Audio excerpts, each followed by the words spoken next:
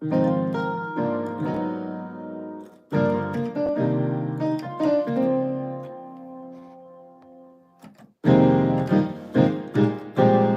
up, everybody? Hey, Ricco McAdory here, Identity King, and my purpose here is to help empower you to embrace your true identity, amplify your authority, and dominate your space without compromising your authentic value. And so I wanted to come on just for a minute and share some encouraging words with you that you see on the screen. It's called Believe Again. And this stems from a recent encounter I had because I reached a point where I was doing things and it seemed like, man, or nothing's moving, or is it in vain? Are people paying attention? And what I mean is, by paying attention, I'm not saying getting the wrong type of attention, but what I am saying is getting the impact that in my heart so desires for people to receive concerning who God made them to be. So I wanted to come on and just share maybe like 3 keys to help you not only believe again, but to stay believing again, right? So if you're here, thank you for being on now. And even those that watch on the replay, again, I appreciate it. For those of you that don't know that I do have a podcast, it's called Winning from Within with Ricco McAdory, and it's actually here on this page, so you can see the episode there in one of the videos. But I wanted to come on live and give this encouraging word, but kind of throw that plug in there for you as well if you want to learn more on that episode about how and why to become a thought leader, or how to become a thought leader. Because it's so crowded today, so many people, so many voices. What's going to make you stand out from the rest, right?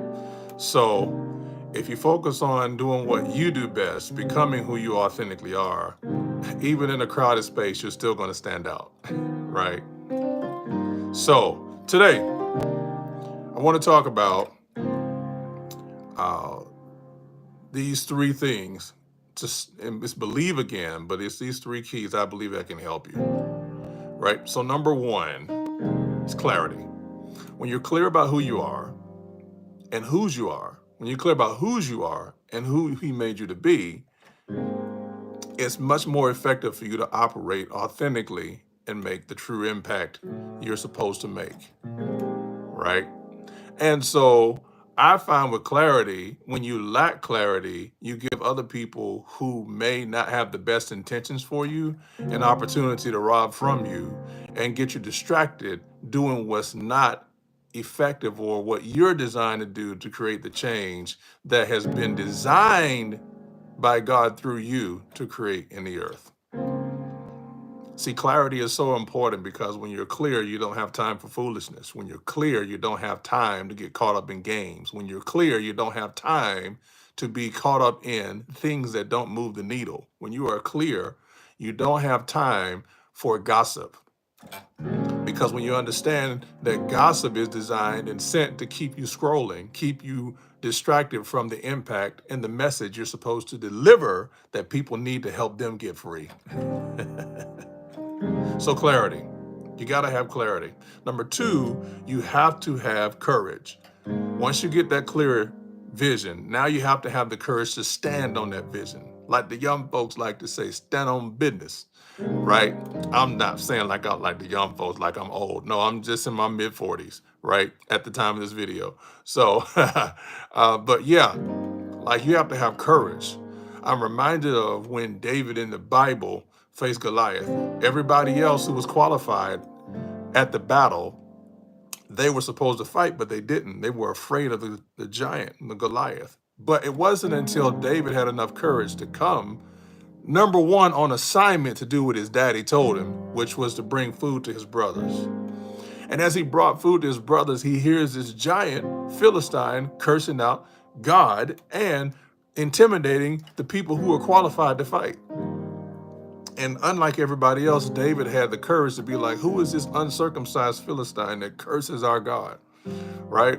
And so what I find interesting about that is sometimes the people who may not look the part are the most qualified, more so than the people who look the part and are really afraid to confront. And David was willing to do what others wouldn't. He had the courage to go confront what everybody else was afraid of. In fact, David was like, okay, what's the reward for the guy who takes out this guy, this Philistine, right? He finds out, and then come to find out, when he does, he has hate from his older brother, Eliab, because he's like, what are you doing here? Why are you here? What about those sheep you're supposed to be watching? You see what I mean? See, Eliab was one of the people that you and I will face who may be connected to us, or they may know us in some degree, but they don't want us or understand what we have to help them win. You see, Eliab was jealous because when David got anointed to be king, Samuel came and was to anoint the king, but David wasn't invited to the party. And guess what? Though David wasn't invited, he was still called, because the guy who was doing the anointing told David's dad, hey, these sons you have, they're not anointed. Do you have another one? And then his father's like, yeah, David? Yeah, well, we're going to wait till he shows up. And he shows up, and that's the one who was anointed. Yes, that Eliab was the first brother that was rejected by the man of God, Samuel, to anoint the next king of Israel. So that's the same Eliab that confronts David when he comes to fight Goliath. I know your pride. No, there was something on David's life that Eliab wanted but didn't get. Yeah. So see, David had the courage to confront the giant. Not only did he have the courage, but he had the courage to tell the king, look, I can take out this uncircumcised Philistine. I fought the lion and I fought the bear. And guess what? If I can take them out, I surely can take this guy out. See, courage. You got to have the courage to stand up to the giant that everyone else is afraid of.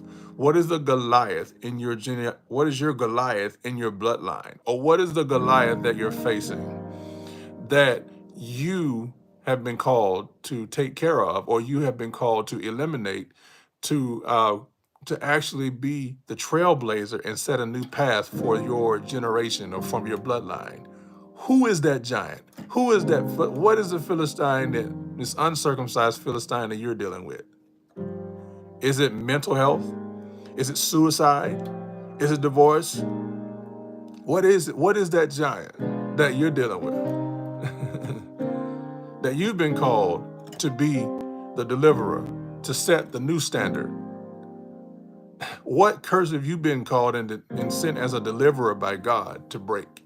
Yeah, that one. What about that one? What curse have you been designed by God to break the generational curse, and you now unleash the generational blessing? Yeah, you be the one. But you got to have courage. And then number 3, you got to have consistency. Doing the same thing that you're called to do, doing it consistently, whether you feel like it or not.